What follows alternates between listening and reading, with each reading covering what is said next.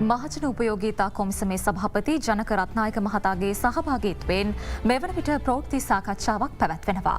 දැන් අප යොමුවෙමු එම ප්‍රවෘත්ති සාකච්ඡාව වෙත. 10:30 දක්වා පැය 2කමාරක විදුලි කප්පාද සිදු කිරීමට අපිට මේ සඳහා අවශ්‍ය ඉන්ධන ප්‍රමාණය දවස් 2-3කට සෑහෙන ප්‍රමාණයක් තිබෙනවා. ඒත් ඒ අනුව අපි ඉල්ලීමක් කරා මහජන උපයෝගීතා කොමිසම මගින් මෙම තත්ත්වය ඊළඟ ලබන සුමාන දෙකේ නොකඩවා කරගෙන යාමට අවශ්‍ය තෙල් සංචිත ප්‍රමාණය අපිට අවශ්‍යයි. ඒ තෙල් සංචිත ප්‍රමාණය ලබා දීමට දේශපාලන අධිකාරිය එකඟතාවයක් පළ කරලා තියෙනවා. ඒ අනුව අපිට නැප්තා සහ ෆර්නස් ඔයිල් කියන දෙවර්ගය ඉදිරි කාලයේදී ලැබෙන්න නියමිතයි. මේකට ප්‍රධාන හේතුව වුණේ මේ අපි දන්නවා දැන් ගිය මාසයක් ඇතුළත අපි කිසිම ඉන්ධනයක් නැතුව තමයි විදුලිය දීම සිදු කරේ. ඒකට හේතුව තමයි අපිට ජලය සහ ගල්ලංගුරු භාවිතයෙන් අවශ්‍ය විදුලි ජනන ශක්තිය තිබුණා. ඒත් ඊයේ රාත්‍රියේදී ගල්ලංගුරු එක බලාගාරයක් නඩත්තුව කලින් සූදානම් කර තිබූ පරිදි නඩත්තුවක් සඳහා නවත්තලා තියෙනවා. ඒ නඩත්තු කටයුත්ත ඊළඟ දවස් 75-80 කාලෙදිදී සිදුවෙනු ලබනවා.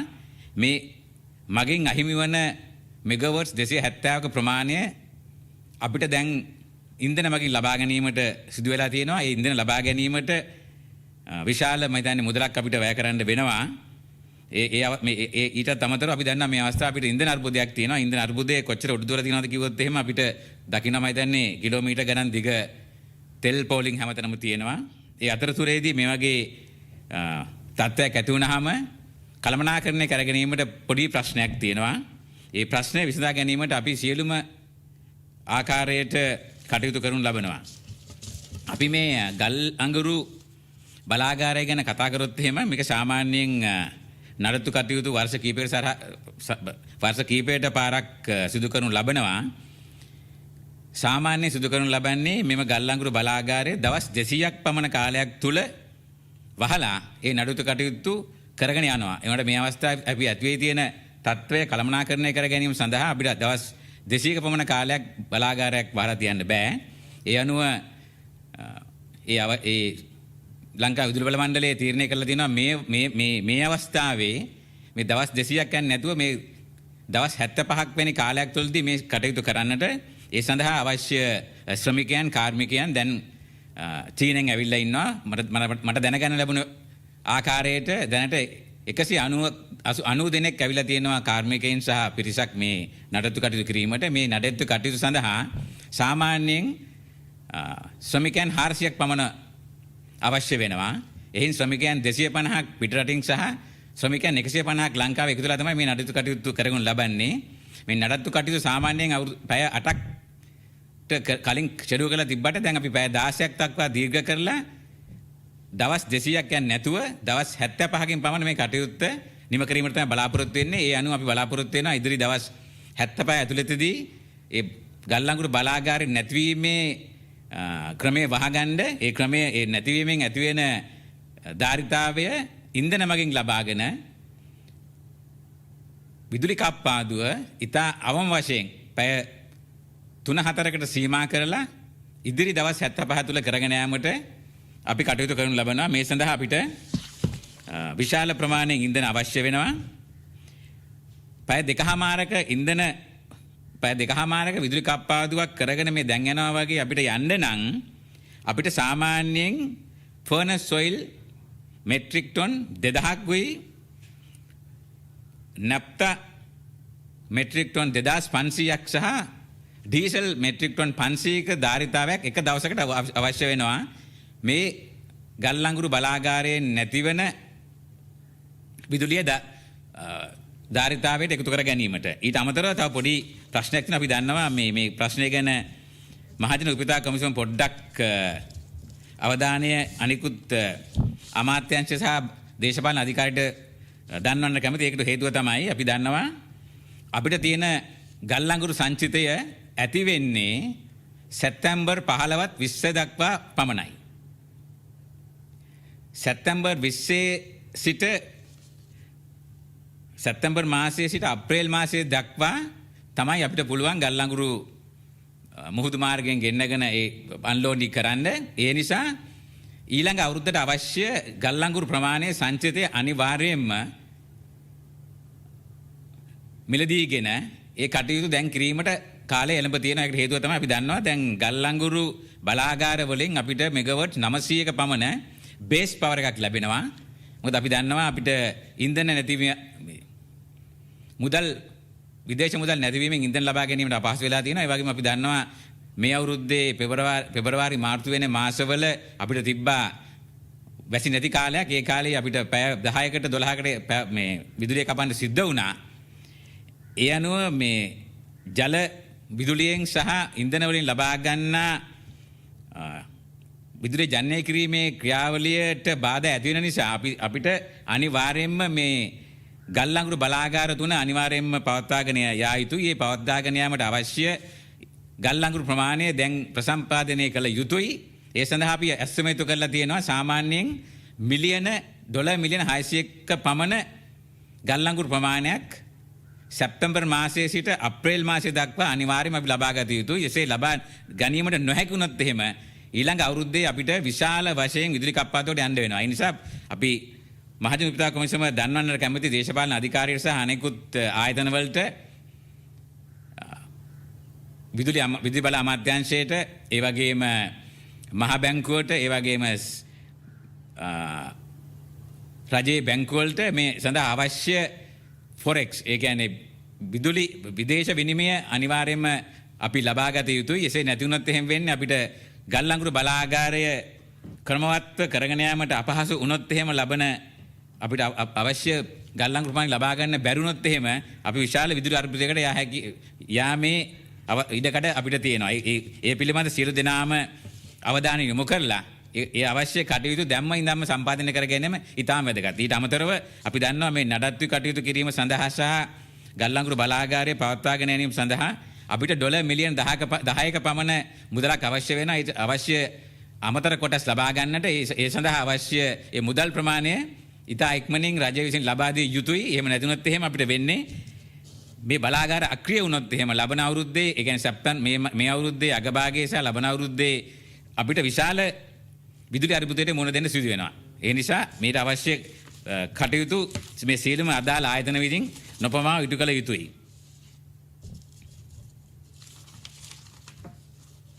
ඒ වගේම අපි දන්නවා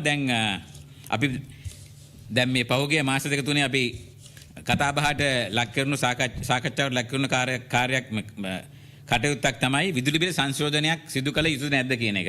අපි දන්නවා ලෝකයේ දැන් තියෙන ප්‍රවණතාවය තමයි ලෝකයේ හැමතැනම තියෙනවා මේ එනර්ජි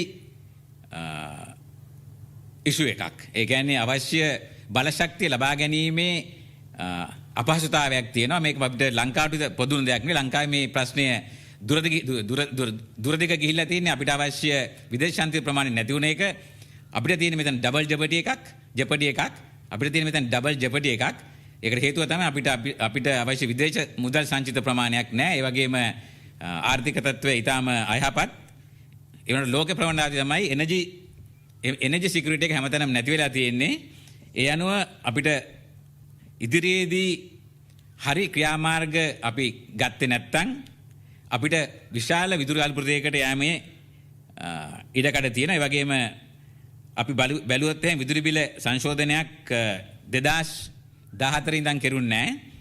ඒ අනුව අපි ගෙවන්නේ 2014ත් විදුලි බිල අඩු කරපු එක තමයි කෙරුණේ. ඒ අනුව විදුලි බිල සංශෝධනයක් අත්‍යවශ්‍ය වෙනවා. ඒකට හේතුව තමයි අපි දන්නවා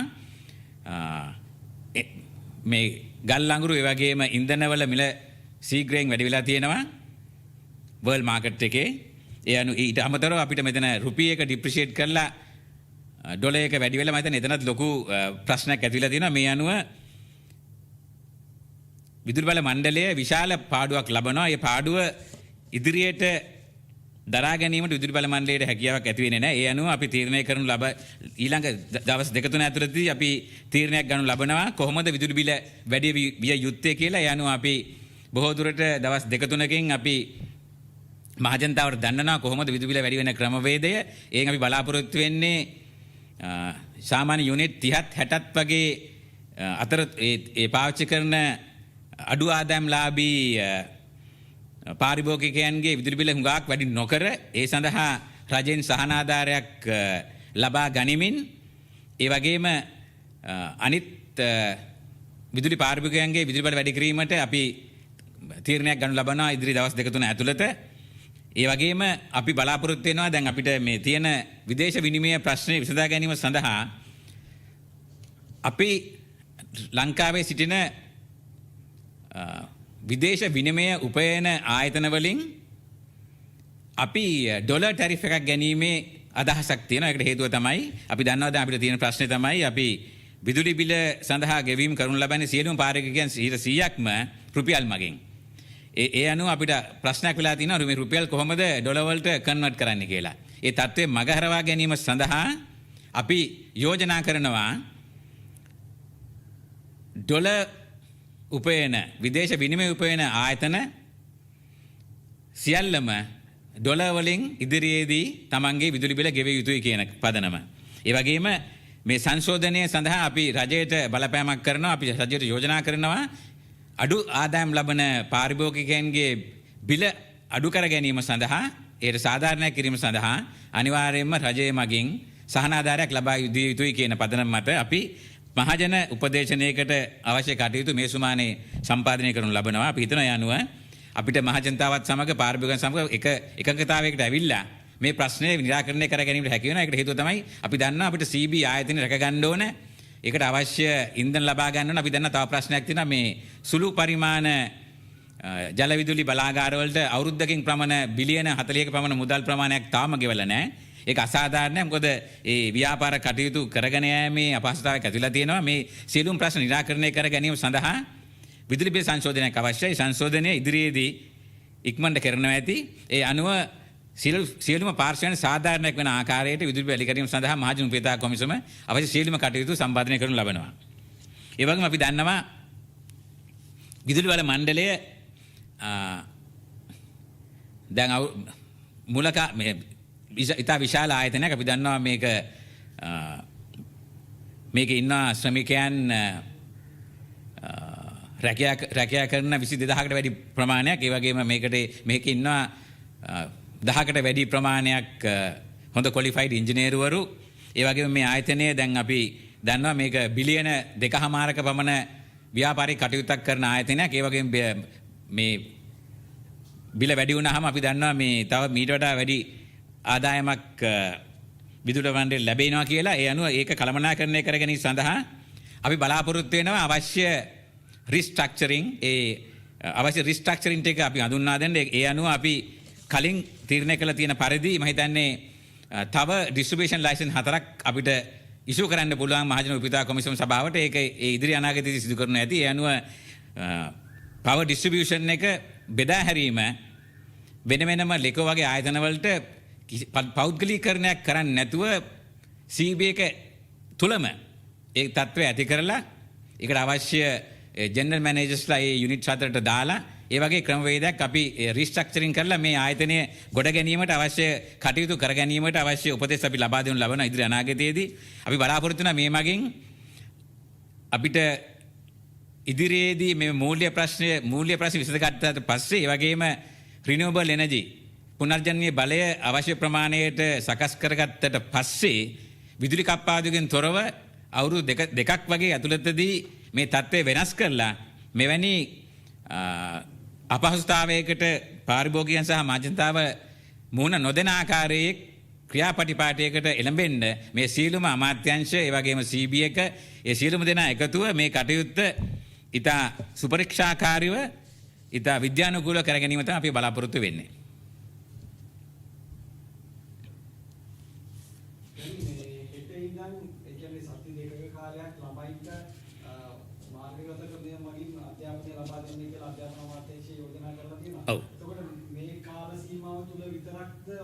සඳහන් කරපු පැය ගානට විදුලි කප්පාදු සිදු වෙන්නේ නැත්නම් ඉදිරියටත් ඒ විදිහටමද?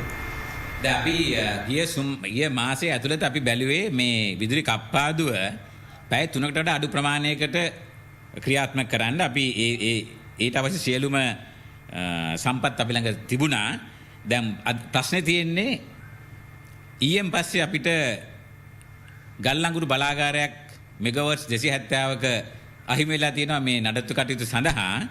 ඒ අහිමි වෙන මෙගාවට් 300 ලබා ගැනීමට මම අර කිව්ව පරිදි අපිට අවශ්‍ය වෙනවා ඩීසල්, නැප්තා, ඒ වගේම ෆර්නස් ඔයිල් කියන ප්‍රමාණය. ඒ ප්‍රමාණය අපිට ලබා ගැනීමේ හැකියාවක් තියෙනවා. ඒ අනුව අපි බලාපොරොත්තු වෙනවා ඊළඟ සුමාන දෙකේ පැය 2:00කට 3කට මේ විදුලි කප්පද සීමා කරලා අපිට ප්‍රශ්නේ තියෙන්නේ තව දවස් 75ක්නේ.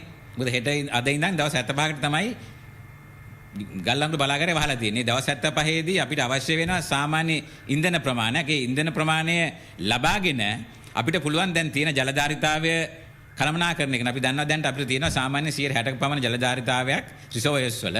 ඒ අනුව අපිට පුළුවන් සාමාන්‍යයෙන් දවසකට ගිගාවට් අවර්ස් 15ක් 16ක් ජල විදුලියෙන් ලබා ගන්න.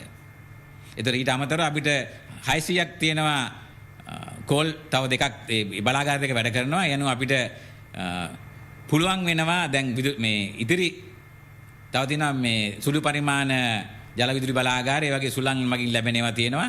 ඒ අනුව අපි බලනවා ඊළඟ දවස් 75 දී කොහොම හරි මේක පැය 3කට පමණ සීමා කරලා කරගෙන යෑමට අපිට ගල්ලංගුරු බලාගාර නැවත පද්ධතියට එක් වෙන තාක්කල්.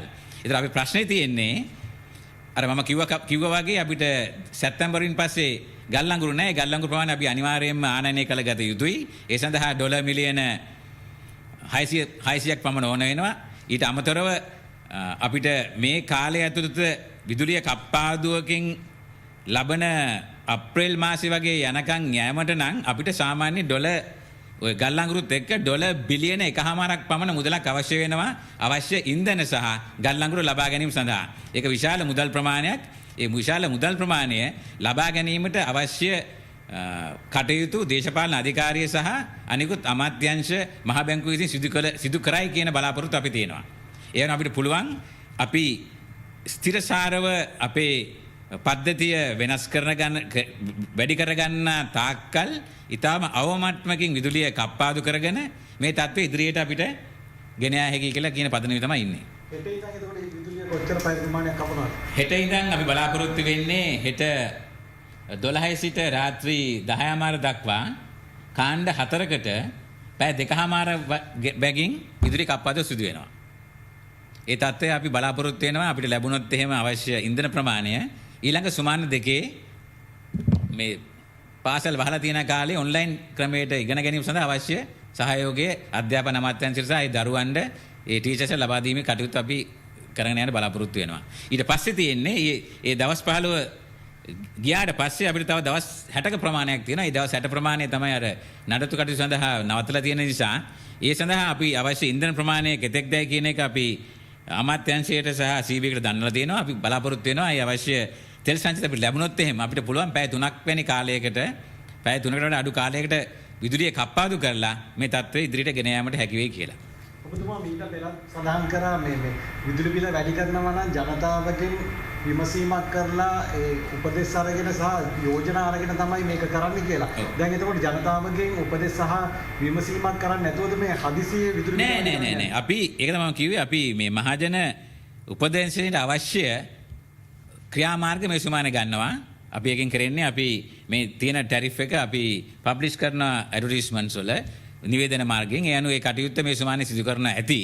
ඒතර පුළුවන් මහජනතාවට තමන්ගේ තියෙන අදහස් උදහස් ඒ සාකච්ඡා මාර්ගයෙන් අපි ඊට පස්සේ CB එක අමාත්‍යාංශය ඔක්කොම ගෙනල්ලා මුදල් අමාත්‍යාංශය ඔක්කොම ගෙනල්ලා මේ සාකච්ඡාව ඉතා ඵලදායී අන්දමින් පාරිභෝගිකයන් සහ මහජනතාවට කරලා තමයි ඒ අනුව තමයි අන්තිම තීරණය ගන්න ටැරිෆ් එක කොහොමද වැඩි වෙන්නේ කියලා. ඒකට අපි බලපෑමක් කරනවා රජයට අඩු ආදායම් ලබන අඩුවෙන් පාවිච්චි කරන විදුලිය පාවිච්චි කරන අයට අනිවාර්යයෙන්ම සබ්සිඩි එකක් දිය යුතුයි කියන පදනමේ තමයි අපි ඉන්නේ. දැන් මේ විදුලි බල මණ්ඩලයේ මේ වෙන විට ඔබතුමාලට බලපෑමක් තියෙනවා මේක වැඩි කරන්න ඕනේ කියලා. නෑ අපිට යෝජනාවක් කරලා තියෙනවා දැන් මාස අපි දන්නවා මාස දෙකකට වැඩි කාලයක් තුල මේ යෝජනාව අපි ළඟ තියෙනවා. ඒ යෝජනාව ඉදිරියට යෑමේ ගෙන යෑමේ අපහසුතාවයක් තියෙනවා. මොකද ඒකට අපි කිසි කෙනෙක් එකඟ වෙන්නේ නැහැ කොහොමද වැඩි කරන්නේ නැත්තේ කියලා.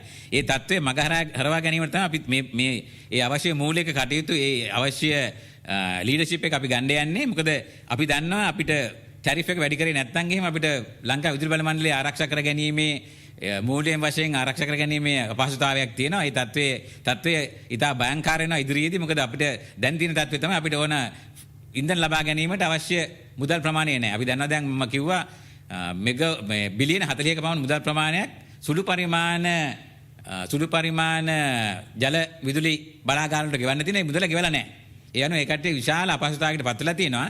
මේ තත්ත්වයෙන් ගොඩ ඒමට එකම මාර්ගය තමයි අපි සාධාරණ ක්‍රමයකට අවුරුදු 7ක් තිස්සේ වැඩි නොවුණු විදුලි බිල අනිවාර්යෙන් වැඩි කළ යුතුයි.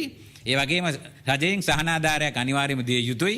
ඒ පදනම ඒ දෙක එකතු කරලා ඒකේ සංකල්පයකින් සාධාරණ විදිහට ඒ වගේම අපි දන්නවා අපි ඩොලර් ප්‍රශ්නයක් තියෙනවා. ඩොලර් උපයන ආයතන සහ පුද්ගලයන් ඩොලර් විදිහින් අනිවාර්යයෙන්ම ඩොලර් ටැරිෆ් එකක් ගෙවිය යුතුයි. ඒ අනුව මේ තත්ත්වය කළමනාකරණය කරගෙන CB එක ඉදිරියට පවත්වාගෙන යන ගමම්ම ඉදිරියේදී විදුලි කප්පාදුවක් තව අවුරුද්දකින් හෝ දෙකකින් නැතිවීමේ ක්‍රමවේදයකට යෑම ඉතාම අත්‍යවශ්‍ය නැත්නම් අපි දන්නා මේ ප්‍රශ්නෙන් අපි දුක් විඳින්නේ අන්තිමට මහජනතාව. ඒ මහජනතාව මේකෙන් ගොඩ ගන්නත් ඕන. ඒ වගේම විදුලි බල මණ්ඩලය ආරක්ෂා කරගන්නත් ඕන. මේ කාටයුතු ඔක්කොම ඒ වගේම රජෙන් මේකට සහනාධාරයක් දිය යුතුයි කියන පදනමින් මේ ඔක්කොම එකට කරගෙන තමයි මේ කටයුතු අපි ඉදිරියට කරගෙන යාමට බලාපොරොත්තු වෙන්නේ. දැන් මේ ඔය ආකාරයෙන් යනවා නම් කොහොමද ආවම මේ යුනිට් එකක් කීයක් වගේ වෙයිද? නෑ ඒ කියන්නේ අපි දැන් ඒ ගණනය කරලා තියෙන්නේ මම එකපාරට ඒකට කියන්න කැමති නෑ. මම හිතන්නේ ලොකු ප්‍රමාණයකින් යුනිට් 30ක් ඒ වගේ 60ක් වගේ පාවිච්චි කරන අයට විශාල ප්‍රමාණයෙන් අර අපි කලින් කතා කරේ 700ක් 800ක් වැඩි වෙනවා කියලා ඒ වගේම 10ක් ඒ වගේ තත්වයකට ඇති යන්නේ නැති වෙන්න තමයි අපි වග බලාගෙන යන්නේ. මොකද අපිට මහජන උපිතාක් කොමිසම වගකීමක් තියෙනවා මේ අඩු ආදායම් ලබන පාරිභෝගිකයන් ආරක්ෂා කර ගැනීමේ ඉතාම අත්‍යවශ්‍ය කාරණයක් තියෙනවා. ඒවන් අපි දන්නවා දැන් මේ තියෙන උද්දමනයේ තියෙන රටේ තත්ත්වය මේ තියෙන ප්‍රශ්නත් එක්ක මේ ප්‍රශ්නේ આવොත් එහෙම මේක ලොකු ප්‍රශ්නයක් වෙන නිසා අපි බලාපොරොත්තු වෙනවා අඩු ආදායම් ලබන අයගේ ගෙවීමට නොහැකි අයට සහනාධාරයක් ලබා දෙමින් මේ තත්ත්වය වර්ධනය කර ගැනීමට. විදුලි බල මණ්ඩලයෙන් මේ ඔබතුමාලාට මේ යෝජනාව කරලා තියෙන විදුලි බල මණ්ඩලයේ පාඩු ලබනවා හින්දාද නැත්නම් මේ කටයුතු කරගෙන විදුලි බල මණ්ඩලයේ පාඩු ලබනවා කියන එකේ ව්‍යංග අර්ථය තමයි අපි දන්නවා දැන් අපි විදුලි බල මණ්ඩලය පාරිභෝගිකයන්ගෙන් අය කරන්නේ රුපියල් 17ක වන සුළු ප්‍රමාණයක් එක යුනිට් එකකට. ඒකට අපි දන්නවා දැන් වියදම ලෝක වෙළඳපොලේ තියෙන තෙල් මිල ගණන් ඒ වගේම කෝල් මිල ගණන් ඒ වගේම ඒ තියෙන අපේ රුපියල් ඩිප්‍රීසියේෂන් එක නිසා මේ මම හිතන්නේ සාමාන්‍යයෙන් විදුලි ඒකකයකට රුපියල් 40ක පමණ පාඩුවක් දැනට විදුලි බල මණ්ඩලය ලබනවා.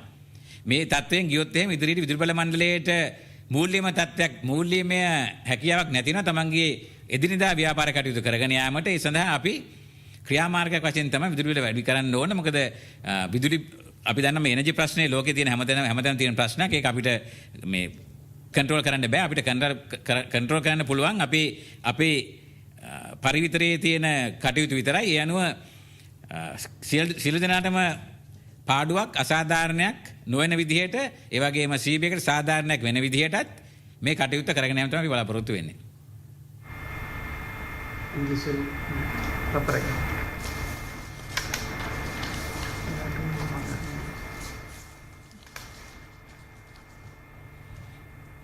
At the request of Ministry of Education, Public Utilities Commission have decided to avoid power cuts between 7 a.m. to 12 p.m. in order to accommodate online teaching.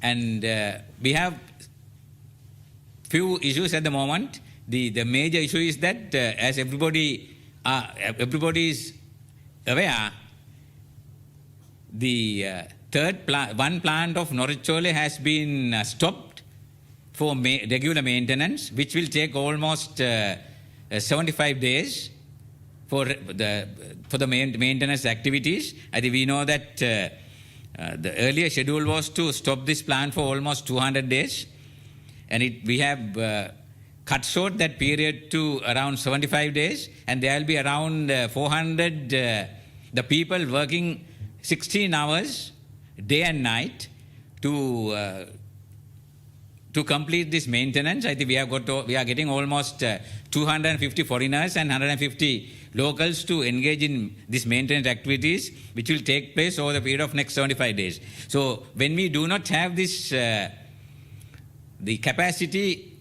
withdrawn from the national grid, that is almost 280 megawatts per day, we need to find other sources to generate electricity.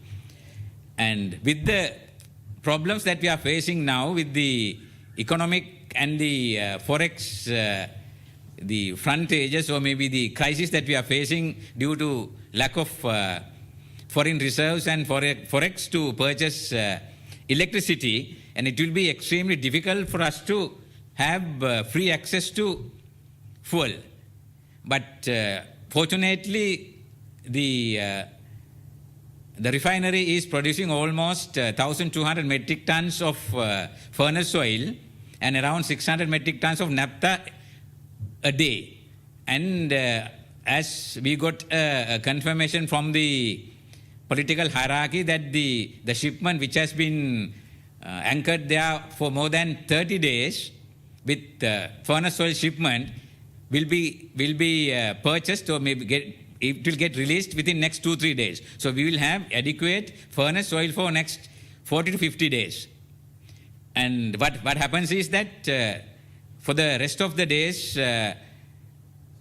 we need maybe diesel, or maybe we may have to import diesel until the third, the closed, the coal plant to be reconnected to the grid. So next 75 days, we need to use the oil to generate power. So we have already pressurized and informed the respective, the political hierarchy and the other organizations to look into this matter and to make sure that the oils will be supplied to CB to generate power in order to keep maybe the power cuts under 3 hours until the coal plant will be reconnected to the national grid. And again, I take this opportunity to inform the political hierarchy and the other ministries and the respective authorities. We need to make sure that once we finish our coal stock by maybe September 15th or 20th, we need to import another 2.2 million metric tons of coal for the next 1 year. The coal is very important because it plays a major role providing base power to our grid. So we know that 900 megawatts of power is being generated and given to national grid where we have the base power. On top of that, we use the hydropower and the other renewable energy plus oil to meet our demand. So therefore, this decision maker should make sure that we need to import coal for the next 1 year, which will cost us almost $600 million. So we need to find this forex to import and make sure that the next 1 year we will not have a major problem in generating power, as well as we need to make sure that we need maybe another 1 billion worth of oils to be imported. $1 billion may be needed to import to buy furnace, naphtha and diesel to generate power in order to have minimum power cuts within the next 1 year. Our everlasting the solution would be to improve our renewable energy and to find a sustainable and long-term solution to overcome our forex crisis, which is going to be very difficult at this moment. But we need to make sure that maybe in the long run to have sustainable or continuous supply of electricity, we need to take these decisions. And we are looking at probably, restructuring of Ceylon Electricity Board, maybe to issue maybe another 4 licenses for distributors to distribute power, which has been planned for last maybe couple of years. That is necessary because we think that the efficiency and the effectiveness should be brought into the system at CB. So we are looking at all these options, and we are looking at maybe as we are facing problems today, we need to make sure that in time to come, within at least another 2-3 years, that we will not have this trouble every day, maybe with longer power cuts.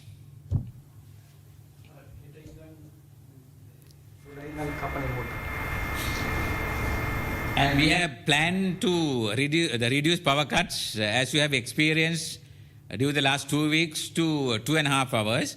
this will continue for next couple of weeks as well, provided that we get necessary furnace oil and diesel as the political hierarchy has promised us.